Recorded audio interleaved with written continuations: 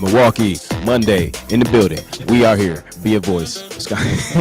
Hello, guys. Welcome to Be a Voice Radio, Wisconsin Voices, WNOV 860 AM 106.5.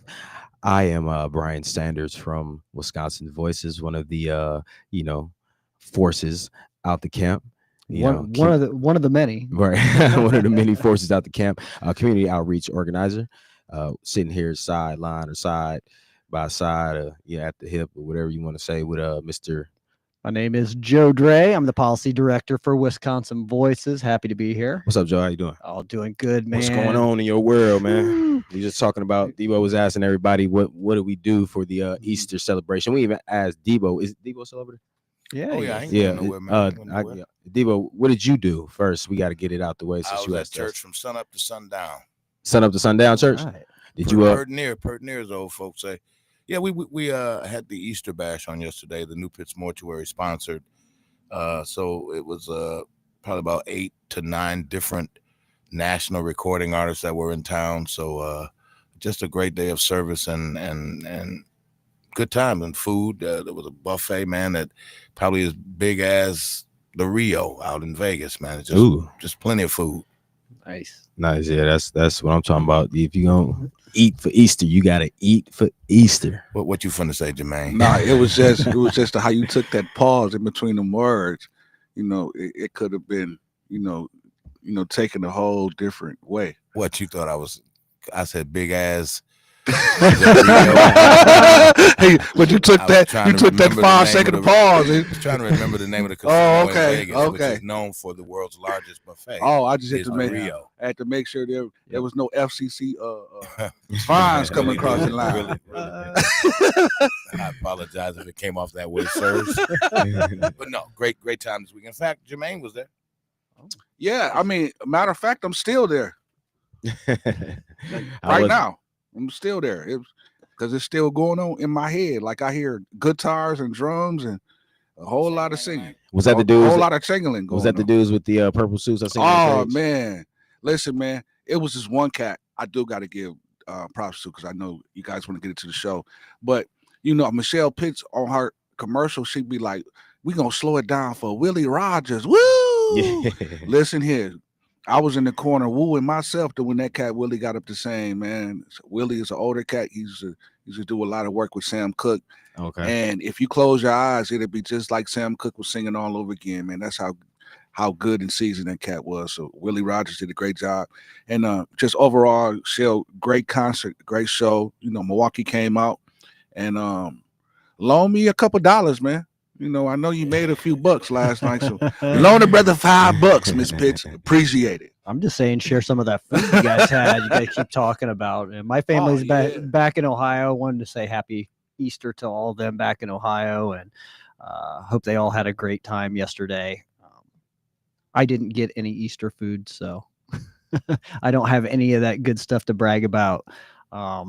Just leftovers, I think. So. Yeah, I usually do my thing. I didn't yesterday, but I'll make up for it. So I'm always doing something random. So yeah, but mine's pretty chill. Of course, went by, seen the family moved a few items of furniture, and sat there for a little bit. And it was for me, even though I didn't do the major eating thing, anytime I'm around the family, that's important to me. That's what we always did for Easter. The big old Hyatt brunches were our thing. Through the Adams family for a long time. We would do that from the early mid 90s all the way up to probably like almost the 2000s. And then, everybody started branching off and doing their own thing. But still just got to have the food. So I'm glad to hear that with some food and fellowship between what Debo and Jermaine had, definitely. So, and shout out to your family as well, and hope they enjoyed themselves over there. And shout out to the rest of my family on both ends. Hope y'all enjoyed your Easter. All right, Joe, kick it off. I want to say one more shout out. Yeah, what's up? To our extended family, our work family. Oh yeah, and everybody back at the office. Everybody's still working hard. Just wanted to give a shout out to everybody back there for all the hard work that they do to make Wisconsin Voices continue to go, to help us with this radio show and keep it going. Just all of our people, our partners, everybody that contributes to Wisconsin Voices. We just want to say a big thank you. Yeah, shout out to the team. Definitely. For sure. So today we want to, last week we talked a little bit about the budget. We heard from a state representative. We had a really good discussion, I thought, Brian, about what was in the state budget and how folks can really get out there and fight and advocate on their own behalf or on the behalf of others. We wanted to make sure we got that information out. But today we want to talk a little bit more about laws, legislation, and voting. And we want to try to keep you up to date and keep you informed as much as we possibly can without it being completely dry and boring, because we know how policy is super exciting. Right. Right. So we just try to make it as fun as we possibly can, as well as informing our listeners on to what's going on. So I wanted to start off by talking about some of the bills that are up in the state legislature right now. And one of them I want to highlight today is the Education Reform Package, or AB1. The Wisconsin State Assembly passed a comprehensive education reform package aimed at raising educational standards, ensuring more funding is directed to classrooms, and prohibiting cell phones in classrooms. That's a big one, Brian. The cell phones in classrooms. Now, when I went to school, we didn't have cell phones in classrooms, but barely had cell phones. We barely had cell phones at that time. If you was walking around with a $400 or a $900 mobile phone during your time, you might have had the feds at your door. The brick, right? The big brick, the $900 Radio brick. Shack. But it definitely is something $8,000 that I think that our educators definitely face, is those distractions in class. Oh yeah, you see it all the time. I mean, that's one of the things I always hear from. Yeah, a lot of teacher friends. Shout out to the teachers, educators all across the city and the state doing their thing. Because a lot of the educators I know too are in other little spots in Wisconsin. But yeah, that the cell phones, you hear them. Even when you hear them during the quiet time. Put your cell phone down. I've heard the stories from a lot of my friends, and I know that is a main distraction, because you sitting there going on YouTube and looking at hair designs, and you're supposed to be learning, a two-step formula. We have a problem. Have you seen the pouches that they have now? Some of them they have these pouches that you put them in. You can lock your phones like at the comedy shows. Yeah, and then you get it at the end of the day. You can unlock it and get your phone back. So just a lot, things that we didn't have to think about when we went to school. That a lot of educators and students face today, some of those issues. So the electronics of all types are distractions. Look, they say cell phone, then they'll bring in the iPads and they'll switch it up. But this is a education device. Well, most people learn on a device of some sort anyways. Yeah. We're using Chromebooks, or we're using laptops or some sort of form of an electronic device. So I remember the teachers used to not always like when you pulled out your own like laptop or something like that. Back when I was in school, a lot of kids had a little money in certain spaces in that school district. So, you had some cool gadgets being pulled out over the years, whether it was some type of little new tech, Apple tech that nobody had yet, or, iTouch or something like that, or whatever it was, whether it was at, the school districts or after, it could be a little intimidating seeing the new tech and, we don't have that yet. You can put that up. The MP3 player. Right. The MP4. Right. One of the other things that I think we can really get on board with here is maybe not so much the cursive writing teaching, but prioritizing civics in school. And we've talked about this before on the show about how, maybe not all school districts, but some school districts have gotten away from teaching civics, or it's just not as well understood anymore or taught as well. I'm not sure what exactly the problem is, but we know it's not being taught to the level it probably was years ago, just based on the outreach that we have here in the community and the people that we interact with that still, have questions about civics and still kind of curious about the process. Of all ages. It shows that there was a drop somewhere, or some, agenda of pushing, less civic knowledge was dropped in somewhere, because it's so many people. We see it, during our times with our Get Out the Vote campaign that we had last year. Yep. A lot of people have questions. It's not just the youth, it's the adults that are up into their 50s and 60s as well. Yep, absolutely. So this bill, which is AB1, has moved through to the Senate for further consideration. So this bill is still on the floor, still being debated, still talked about. Go on and look it up. Look what's in it. Look and see if it's something you support or you oppose. Maybe there's pieces of it that you support or oppose. So just go on and do your research, do your education, or be educated on the issues and what's going on at your legislator. So one of the other big things that happened this week was a real quick, Joe. Oh yeah. Go ahead. Before you leave the AB bill, Yeah. I was just looking at it. It was saying too. So the package it mandates cursive writing and instructions. So it mandates it, right, and civic education. That's kind of weird for me. That I guess I learned it when I was, we had to learn it in school. Yeah, we had to learn. I remember being really excited to learn cursive writing for the first time. It was like, wow, this is just so. All the adults wrote that way. Books. But then I got to the military, and when I got to the military, you're not allowed to use cursive writing at all. Everything has to be printed. So ever since then, I've abandoned cursive writing, and now I just print. It's just kind of one of those habits I got into. But yeah, a lot of folks see it that way, that's an important thing to learn and to make sure that folks still know how to write in cursive. And then it says parents are to receive curriculum information promptly. It is important to note that Wisconsin has a long history of education reform discussions, but I thought, I guess this is something that they're adding in there. So curriculum will be dropped to the parents, kind of like a college syllabus then, huh? Yeah. Or some kind of reports. Yeah. Maybe a more in-depth, up-to-date report card. From the teachers that I've talked to, Brian, a lot of them say what comes down a lot of times to making sure that your kid has a good education is having a parent that is involved. Yeah. And that has an open line of communication with the instructor, with the teachers, with the administrators, making sure that when little Johnny comes home and says he did his homework, that his homework's actually done, or that he really studied for this test and did well on this test. Well, I'm not going to find out. Another way is they have the interactive grade books now where you can go in and check your child's progress and those sorts of things. So keeping those open lines of communication, I think, is probably really, really important. Of course, for those parents, and making sure that they're well informed on what their children are being taught and how their children are being done, how they're doing in school. All right. Moving along, the other big piece of news this week was a recent decision that came down from the Wisconsin Supreme Court regarding Governor Evers' line item veto, where he extended school funding for 400 years. Did you see that, Brian? Yeah. It was all by changing a little bit in the spacing, right? I think that's called the legal loophole there. Yeah. But it was upheld by the Wisconsin Supreme Court this week, and they handed that decision down. Yeah, I've seen that.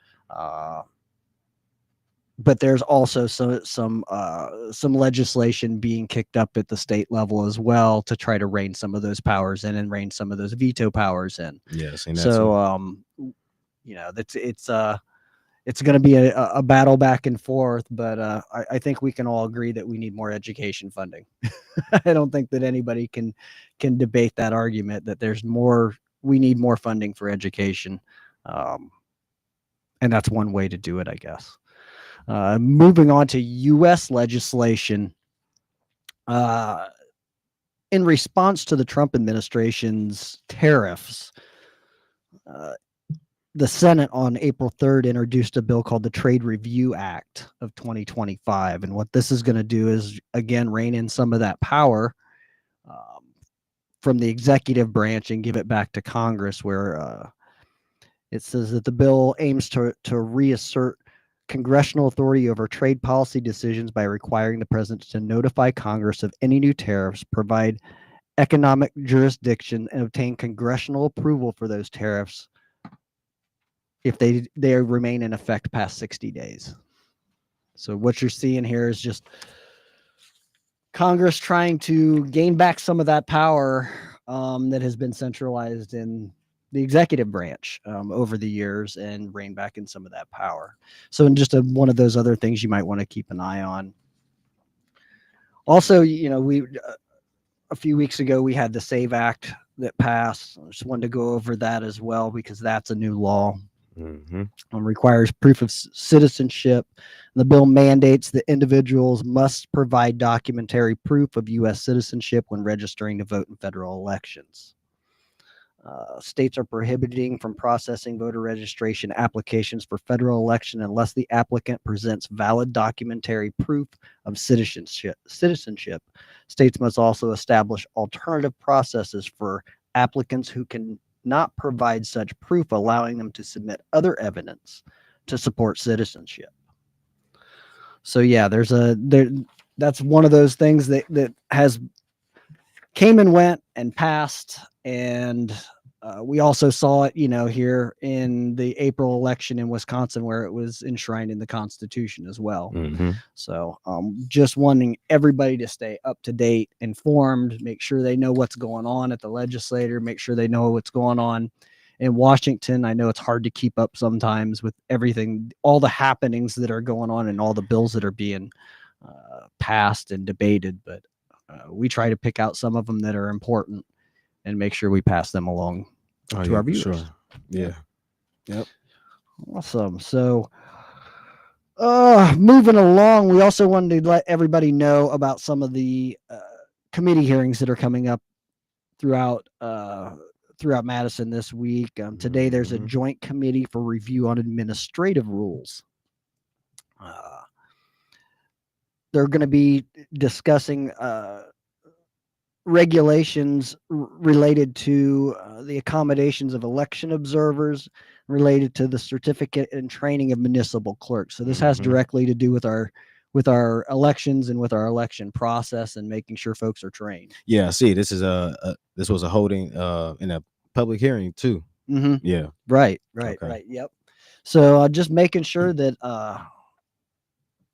relating to the conduct, the regulation, and the accommodation of election observers. So it's a unique thing that they have here in Wisconsin, where anybody can go be an election observer. If you want to be, if you want to go, I have multiple times. Yeah. I mean, we both kind of have, and I even found myself in a situation where I was in line to vote, and there was something that came up, and being so in tune with voting laws, and it's kind of my job to know these things.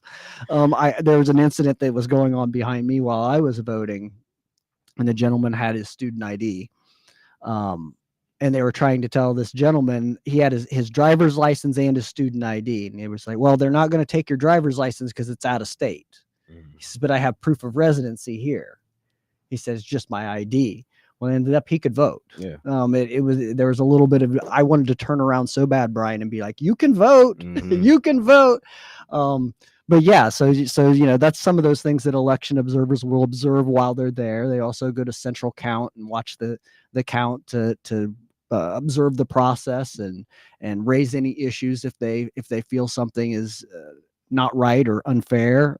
They're there to do that as well. And when I know this is important, because I know a lot of people from our community and a lot of listeners on WNOV, they do election observing, especially at my location over here in over here in at Marshall High School. We have individuals there that are I'm not registering, but observing people. And you go to multiple locations that I've seen. I'm sure you've seen it as well. So I know the listeners, this is important to a lot of our listeners that like to get into that part of their civic engagement. Yeah. And I just wanted to let our listeners know as well, you can tune into these committee hearings on wisi.org. It's a nonprofit, nonpartisan TV channel or a web channel that you can go on and watch. And you can see what's happening with these bills. You can see how your representative is voting. You can see how they're debating, or how if they're for or in opposition to a bill. Yeah. So very important. That is today at 1:00 is that committee hearing. There's another. The state Senate floor session will begin tomorrow at noon. That's where the whole Senate meets on the floor, and they discuss a plethora of bills. I'm not going to go through all of them.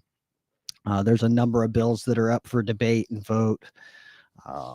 Also on Wednesday, you have an assembly committee on criminal justice and public safety, where they're going to be talking about battery or threats towards jurors and the penalty that that could bring. AB 19. Yeah, Assembly Bill AB 26. Okay. 20, 19 and 20. Okay. Yep. Okay. I was looking at currently in committee or bills relating to increased penalties for crimes against adults at AB 19, battery and threat to jurors, AB 26. Okay. And then entering places with intent to commit battery, AB 65 and others. Oh, so it's multiple. So it's AB 19, AB 26, and AB 65. So there's a lot of there's a few different bills that are going to be heard in that committee, all relating to threatening or battery upon jurors. Yeah. And protecting, making sure that those folks that go and pull jury duty feel a little bit safe. Have you ever have you ever had jury duty? Man, you know what, man? I've been ducking, and this might be I might be causing a problem, but I've been ducking jury duty. Now they just every time it's just I just never get caught for a full case. I never had to sit through, and you know my sister has my sister had a crazy case that went like national out in Arizona. Oh, wow. It was some backyard shooting with some young guy, some young white dude, and some other people. He shot somebody. It's crazy, but she was put away in the up and had to be away for like weeks, you know. So I know a couple people like my sister who've had long cases. For me, it's like you get the call, tell them. Like I remember one time I was at a training in Kenosha, and I had to call in, and then they'll tell you, if you're getting caught or pulled or whatever. But man, I have a feeling it's coming up. I know. I keep feeling like my number. I've been called once to be in the jury pool. Yeah. But before that's what I had. Yeah. Before I could get there, they had plea bargained and same thing with me. He came back in, was like, hey, the guy took a plea, and and it was over. And sitting in a 6, 7, 8 week case is wild. And you I don't know what jurors 6, 7 month case that some people and some jurors only you don't make a whole lot sitting on a jury. No, was it $23 or something like that? Not even enough to $17. Not even enough to buy your lunch. You can't you can't even get a craft burger. It is your duty. It is your duty as a voter, as a United States citizen, to sit on a jury when you've been called. Yeah, absolutely. I mean, and it's you get to learn about the internal workings of our criminal justice system. Absolutely. And where it fits, and where you could see some benefit and where you can see it needs some cleanup. And that's what it's all about, seeing it from different angles. Just like how we go outside and we say, oh man, I'm tired of this trash, I'm complaining about the trash. Well, it's time for you to go ahead and do something. Exactly. We could always get more help, and there's plenty of organizations to link up with. So it's just about being in the loop and in the know-how of all areas.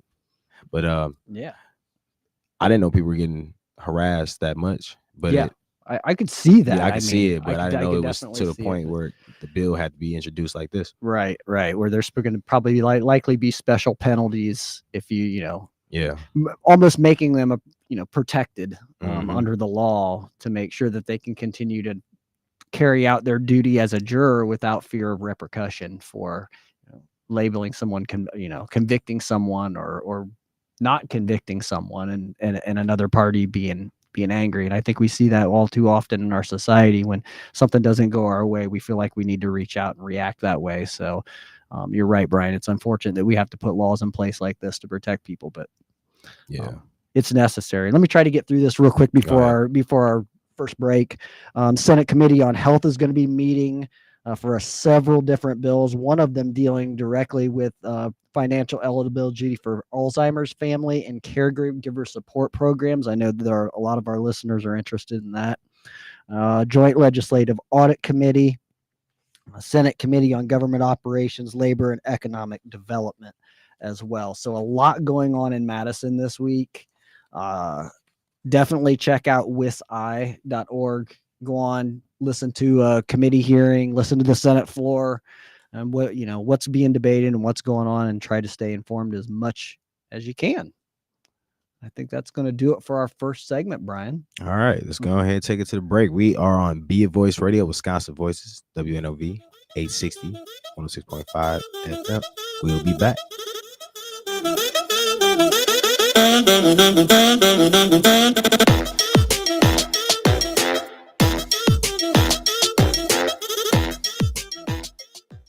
AURN News. I'm Jamie Jackson. As President Biden steps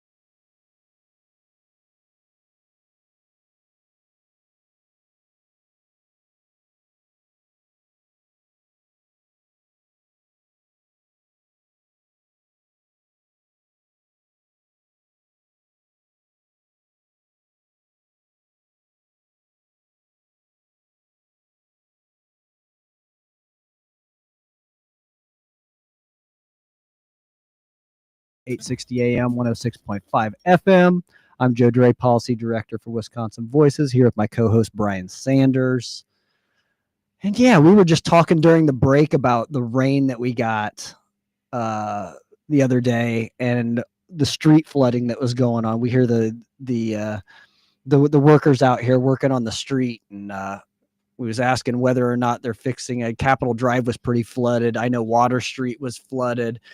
There was another road, I don't even know which street that was, but there was a business owner out with a broom handle trying to get the grates cleaned out and let the water flow through. So Jermaine, maybe you could tell us a little bit about what you saw here the other day. Yeah, man. It was like Lake WNOV out here, man. Like we needed a supersized plunger or something, man. Right. It was crazy. But the craziest part to me, after I went out there and saw how the water was rising, because I saw a young lady that had to walk to the bus stop up here, and she was walking through it, and the water was up to her waist. Well, it was a little bit past her waist. Wow. So it was really like it was up there. But what tripped me out was like you kept seeing drivers and motorists, people that was driving, trying to drive through this stuff. Yep. Like nobody had common sense to just stop and say, hey, wait a minute, this water is too high, let me go the other way. It was almost like, well, let me see what happens. And that's crazy because we were seeing cars stalling out and there's all type of stuff. So but like stuff like that, like you got to really use your head. Say it again, Debo.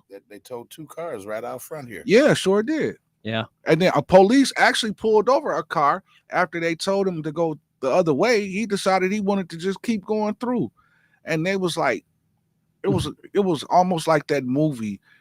I don't know if you saw How High, when Mike Epps was like, man, give me the baby powder. You put the baby powder in and you slap the dude. That was how that was, man. Right. Like you see that it's a situation. The police is telling you to go the other way. But in your wisdom, you decide you want to keep driving through the water. Right. So you get a fat ticket and your car gets towed. It's crazy to me. Yeah. And another thing that can really ruin your car. Oh, yeah. I mean, once that water gets Spark up, plugs, once everything. It gets up so high, your car's kind of done. Yeah. So, yeah, I definitely saw the same thing, Jermaine, down on Water Street. We saw a lot of cars going right through really, really high water, and some of those trucks, they're jacked up a little bit. They got a little bit of room, clearance there underneath them. Some of those cars don't. Oh man, I mean, some of them were well up over the hood, and I'm just. Yeah, man, it was like Surfing USA out here, man. I got my Beach Boys on. That's great. Well, hey, I'm going to kick it over to Brian to talk a little bit more about advocacy, about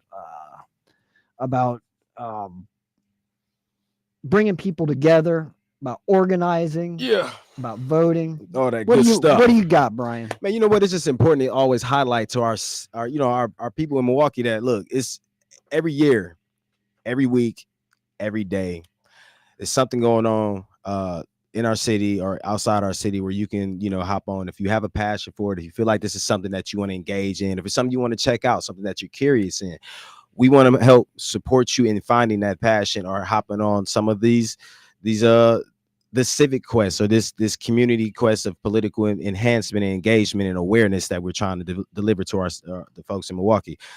So with that being said, I like to partner or shout out some of our partners that are just doing some things or just, doing some things in the community in the next month or so. The first one I want to go with is one of our, long-term partners or just long-standing, loyal and supportive partners out of this group, which is Milwaukee Turners. Milwaukee Turners is actually hosting and just shout out their team over there as well. I don't want to forget everybody, but Chrissy, Emilio, Juan. Is Darren still over there? If Darren, I know he's still down with the cause, so Darren as well. And the other young lady, I believe it's I want to say Kayla, or I think it's forgive me for saying your name wrong. Jesse. There we go. Jesse, Chrissy, Emilio, the whole team, everybody over there. They have a session going on every Thursday of Democracy Training 101, and this is just something from Juan, actually, who was on the team. So he's been doing his ongoing series of trainings. He's been facilitating those at Clark Square Park Pavilion. every Thursday from 5 to 6. These trainings include your Know Your Rights, Democracy 101, bystander intervention, and immigration training.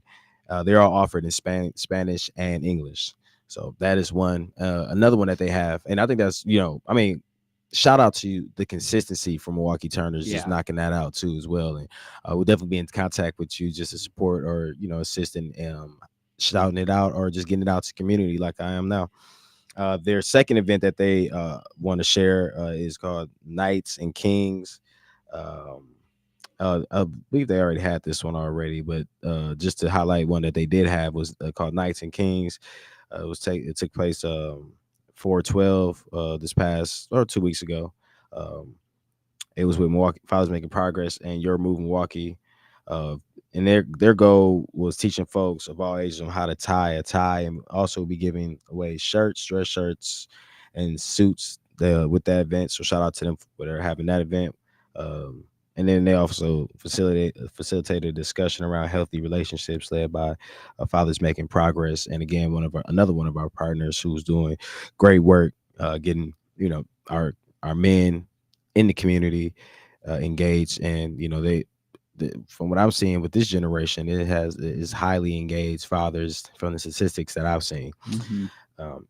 And if you already know how to tie a tie, they already had encouraged people just to come out and help. So, again, shout them out for those two events. That one is, again, it's a recurring event, Clark Square Park Pavilion every Thursday from 5 to 6. And trainings include Know Your Rights, Democracy 101, bystander intervention, and immigration training.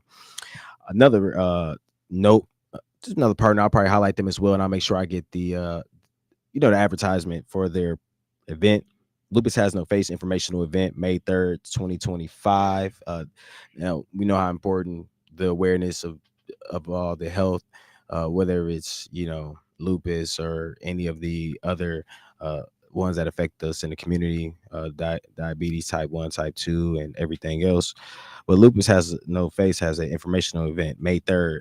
This one will be about understanding symptoms, treatment, and living well with lupus. And I believe she has some pretty cool guest speakers I've seen on her or set up. And I think that that is just another event for people who are interested in learning more about that organization and, of course, lupus. Saturday, May 17th.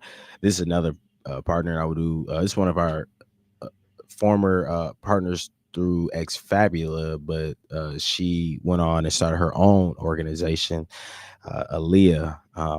And she has a organization called In Community, and with partnerships with Creativity House, I believe it's called. We'll be hosting a red, black, and green, a new community wellness effort dedicated to helping Black and Brown community members through physical activity in Havenwood State Forest.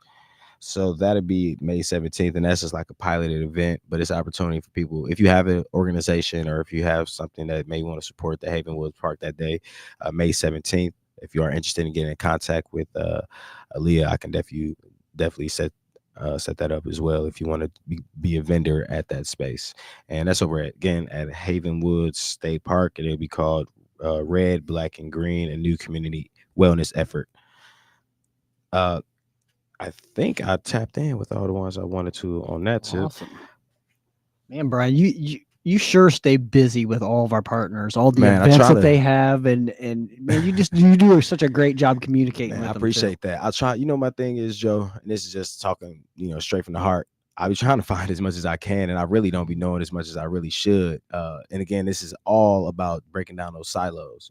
When we can find out and we can push this information out to the community. And if it's anything else I learned from today until tomorrow, I'm doing the same thing, regardless if we have a guest or not. So right. And I think that goes for all of us at Wisconsin Voices. We're going to be making a point this summer and over the course of the next few months to really get out there and engage with the community, with our partners, with the movers and the shakers in the community, with elected officials. We're really reaching out our tentacles out as far as we can across Milwaukee, across the state of Wisconsin, to draw in those people that are really making a difference across the state. So for sure. Kudos to you and shout out to you and all the outreach work you do in that department. Appreciate it, Joe. Thank you. Yeah.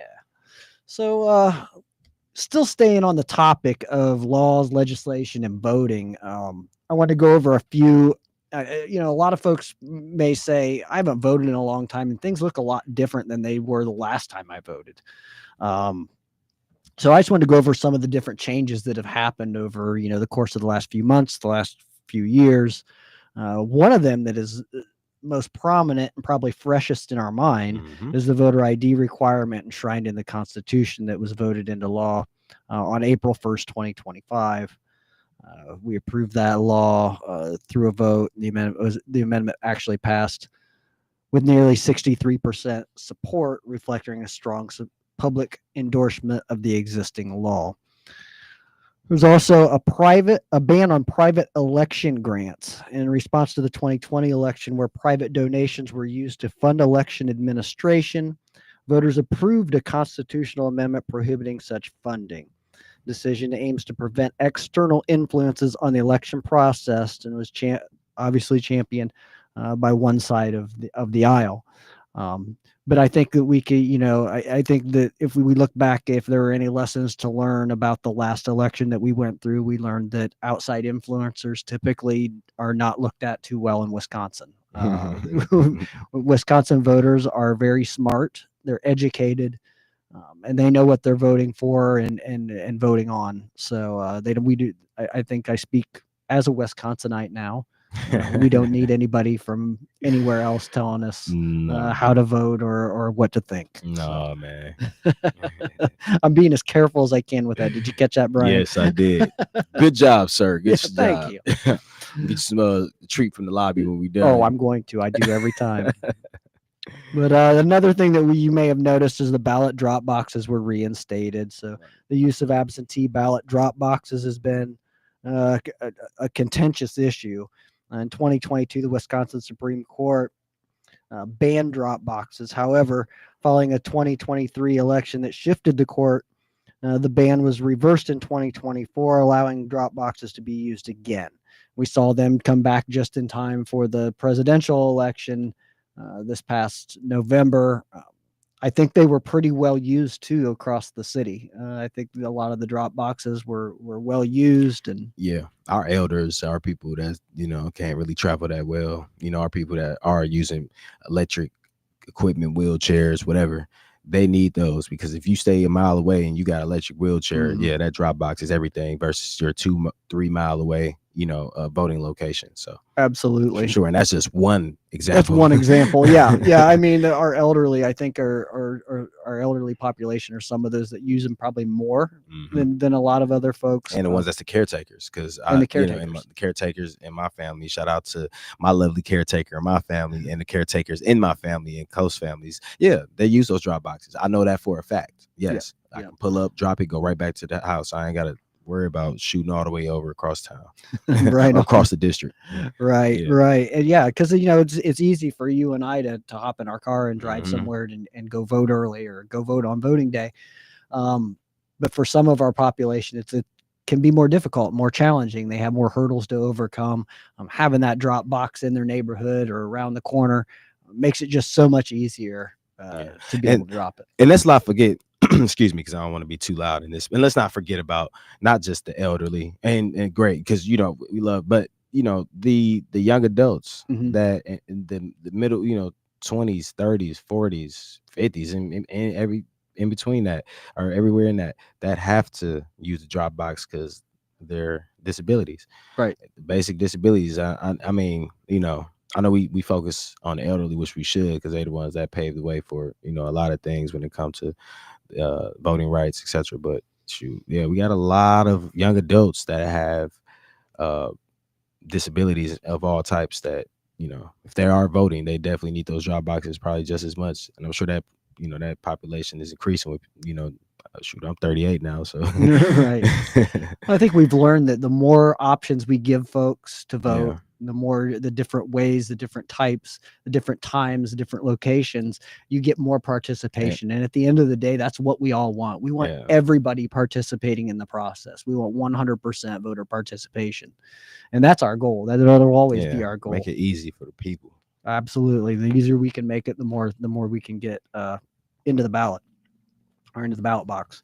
One of the other changes that happened in December of 2023, just prior to my arrival here, was the change in the legislative district map. So we've started to see some changes, and definitely, especially with some of the elections. This last election, we saw some different numbers coming out of different districts. Yeah, it's something to keep an eye on. You may want to check your district as well if you're going to vote for the first time in a while, or if you're going to register, you may want to check what district you're actually in, because some of those may have changed. So another one is to protect. We talked about protecting election workers, poll workers, making sure that people that do this work and work in the civic space are protected. There's also what we can see moving forward is also probably some proposed reforms to expand voter access. Some of those proposals include allowing 16 and 17-year-olds to pre-register to vote prior to them turning 18, so that they're already prepared. I know some others have argued, why don't we just automatically register folks when they're in high school, when they turn 18, and then you're automatically registered to vote? There you go. We've circumvented that whole problem. So yeah, there's a lot of arguments out there. Again, tapping into your legislator, tapping into your community, tapping into some of our partners. You're going to learn a lot more about this. You're going to get more involved. You're going to be a better educated voter when you enter that booth. So, wow. Did we just get through a second segment already, Brian? I think we did. I think we did. I don't know if Jermaine how you feeling? Or not. Yeah, we're gonna go ahead and I'm feeling jubilant. Yeah. I'm feeling jubilant. Yeah. It's Monday. Hey, Jermaine, can you take us in to our last break? I sure can. I think we're gonna go ahead and come back. Joe, what we got when we come back? Hey, we're gonna just talk real quickly about voter IDs and proof of residency and what you need to go register, because right now is the time to do it, Brian. If you're hesitating, if you was waiting until after all the chaos of the election, now's the time to go register to vote. We're going to tell you how to do that. Yeah, that's important. All right. We're on Be a Voice Radio, Wisconsin Voices, 860 WNOB, 106.5 FM. We'll be back in a minute.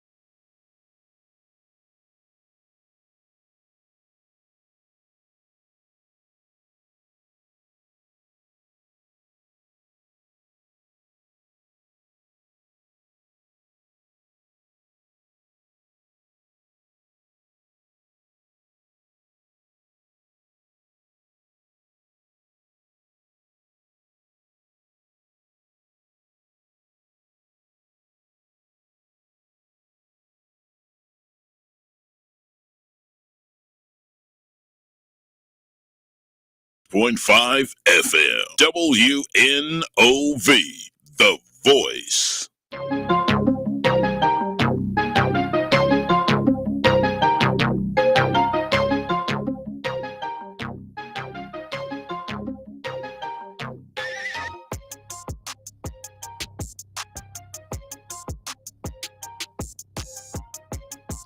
All right, we are back. Where we at? We are at WNOV 860 AM, 106.5 FM. This is Be a Voice with Wisconsin Voices. Sure. All right. Staying on topic. All right. We are going into voting a little bit. We talked about that prior to the break, and we're going to talk a little bit more. Well, what are some acceptable proof or acceptable forms of ID that we can use when registering to vote or when voting? So in Wisconsin, voters are required to present an acceptable photo ID at all polls. The Wisconsin Election Commission provides a comprehensive list of acceptable IDs, which can be unexpired or expired after the date of the most recent general election, currently November 5th, 2024. So those would be your Department of Transportation driver's license, Wisconsin DOT ID card, a military ID card, a U.S. passport, federally recognized Indian tribal ID, or university or college ID. And I want to put an asterisk next to that because it has to have certain things, and not all colleges in the state of Wisconsin are compliant with voter ID, with their college IDs being voter IDs. So you want to make sure that your college is compliant, has contains the date of issuance, signature of the student, and an expiration date no later than 2 years after the date of issuance. If the university or college ID is expired, the student ID must be accompanied by a separate document that proves current enrollment. Additionally, the following photo IDs are acceptable for voting purposes, but must be unexpired, and that is a veteran's photo ID card, certificate of naturalization, Wisconsin DOT license or identification card receipt, temporary identification card receipt. It is also important to note if the address on your ID doesn't match, then you're going to also have to provide proof of residency as well in your change of ID. And one fact that we've talked about on this show, I know many times before, is that if you do not have an identification and you cannot afford one, the state of Wisconsin will provide you with an identifications for you to vote with for free. You can do that by reaching out to the Department of Motor Vehicles, and they will get you set up with a free state ID card or a free ID so that you can vote. All right. I'm going to move on to, we talked about the proof of residency if your ID does not match your current address. And we ran into this when we were assisting people in registering to vote this past year. Yep. I think no less than 1,000 times.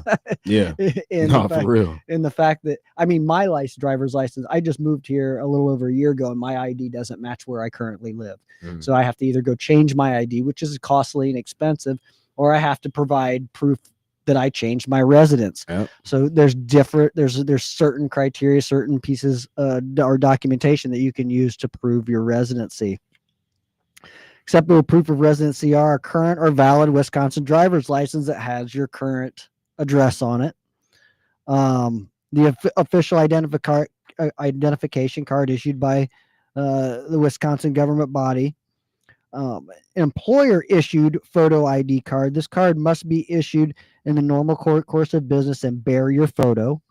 A utility bill. This is probably the most common one I think that folks will go and pull up. They'll pull up an old electric bill, a gas bill. Run to the car and grab it out the glove. Yeah, anything with your current address and your name on it, you can use that.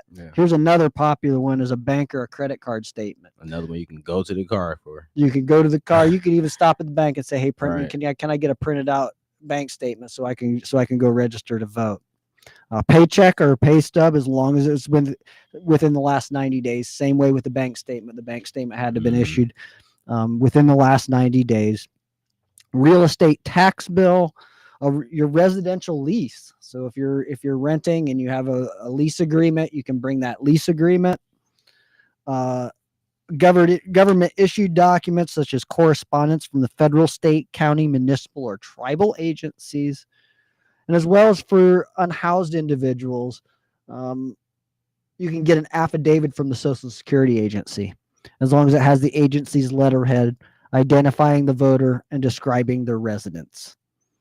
Some documents that are not accepted that you may think that are: insurance statements, medical bills, business cards, magazine subscriptions, expired driver's license or ID cards, out-of-state driver's license, and pieces of mail or address that are addressed to the voter. Just can't be some random piece of junk mail that says so and so, here or there. It has to be in one of those official pieces that we listed. Also, the question comes up a lot about electronic documents. So Wisconsin does allow electronic versions of proof of residency documents. You can present them on your smartphone, tablet, or computer.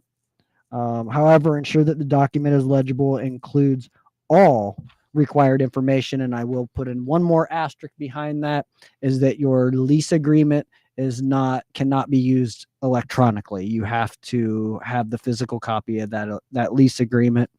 But other forms they will take electronically. So if you have your utility bill, say you have a We Energy app, and it has your statement on there, you can just provide that right on your phone as proof to the clerk, and you can register or vote. So yeah, that should be an easy one right there, because I got the We Energies app. I think everybody does. Yeah. But Brian, why don't you talk to us a little bit more about, like, really quickly going into, why folks should vote, why folks should worry about this, why should I rester to vote? Get me excited. Get you excited. Get I don't know. excited to vote. Look, all right. So, as far as, just getting registered to vote, it's important to be informed and engaged in the electoral process. We're just going to break down a few ways to navigate voting and staying connected with elected officials in Milwaukee and Wisconsin. So, as far as voting registration, he did mention that if you just need to be registered to vote, Wisconsin does offer online voter registration. You go through myvote.wisconsin.gov. If you have a Wisconsin driver's license or state ID, of course, you heard Joe say all the other things that are valid, all the other ways that you be valid. But you can also register by mail or in person at locations like Milwaukee Public Libraries. Same day voter registration is available at your polling place on election day.